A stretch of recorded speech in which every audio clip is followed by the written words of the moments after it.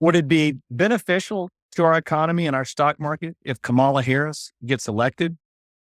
Hello, my name is Tommy Cloud. I'm president of Third Act Retirement Planning, a company that I started back in 2000. I am also a certified financial planner and qualified kingdom advisor. I help Christians who have recently received a large sum of money to make wise financial decisions.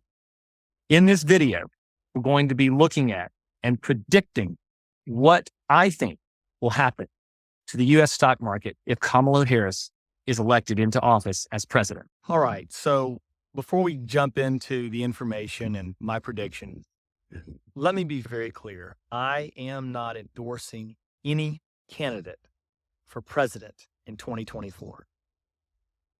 Many of us, especially if we are Christians, we might have conservative beliefs, and we need to check our preconceived notions at the door. Maybe you want to believe that if Kamala Harris gets elected to office, the stock market is going to skyrocket.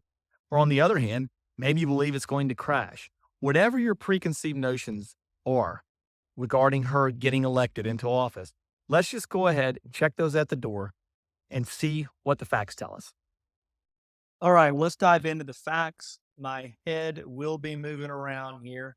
So I'll have to find me on each page here, but I wanted to make sure that you could see most all the information on the pages. Let's start with the concerns that we've had in this country for centuries and decades. As you can see, the most important problem facing the country today, the economy in general, high cost of living, inflation, federal budget deficit, the government poor leadership, unifying the country, and democracy. Well, you go right down here to John Adams. He said, democracy never lasts too long. It soon wastes, exhausts, and murders itself. So the same concern then was the same concern now. Ben Franklin, inflation is a gradual tax upon them, meaning the citizens of our country. Obviously, inflation is a huge concern for us now. How could it not be after what happened in 2022 and what's happening to our food prices are just skyrocketing? What about federal budget deficit debt? Again, we know that's a big one. We have trillions and trillions of dollars of debt in this country. And even to service the debt represents a large percentage of our gross domestic product. Public debt right here. James Madison talked about that. The concerns that our country has faced have not changed much in the way of these secular items. Of course, spiritually, I think we would argue that the changes in this country have certainly changed and become quite different. However, I think the secular economic changes have remained largely the same in many ways. Let's go ahead and move on as we look. So we want to look at what kind of happens for the president in their particular term. So if Trump was to be elected, he would be in his second term here in green. So we would expect on average over the past since 1955, during the 4-year presidential cycle, you would expect if Trump does the average, he would do 9.6% the first year, 8.8% the second year, 12.1% his third year in office, and he would lose a little bit during his final term. So you can see that they know they can't get reelected, so it's like they're going to front load the performance. And then here for first term presidents, let's say Kamala gets elected, jumps up 6.8% on average for year one in office, doesn't do much the second year, third year, shoot, boom.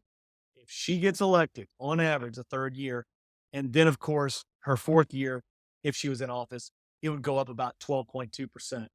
So either way, it averages out to about 7%. You can see the reds in average. And we want to look at really election years, what we're having now have historically generated very strong returns. So that's why we're seeing that this year. One of the reasons we've had 83% of the election years since 1928 have had positive returns. 20 of the last 24 elections have had positive returns. And in all years during this time frame, stocks have risen 73% of the time with an average of 12% in election years. As you can see, and here's the one that's just hard to swallow, is that a $1,000 investment in the S&P index when FDR became president in 1933 would be 19 million in 2023. Doesn't matter. During that time, there have been 7 Republicans and 8 Democrats. It just doesn't matter as far as the stock market goes. Okay, so we can see that the U.S. stock market has gone up for all of our Democratic and Republican presidents since 1933. But now's the time for the prediction. That's what this video is about. What will happen to the stock market, in my opinion, and by my prediction, if Kamala Harris is elected to president?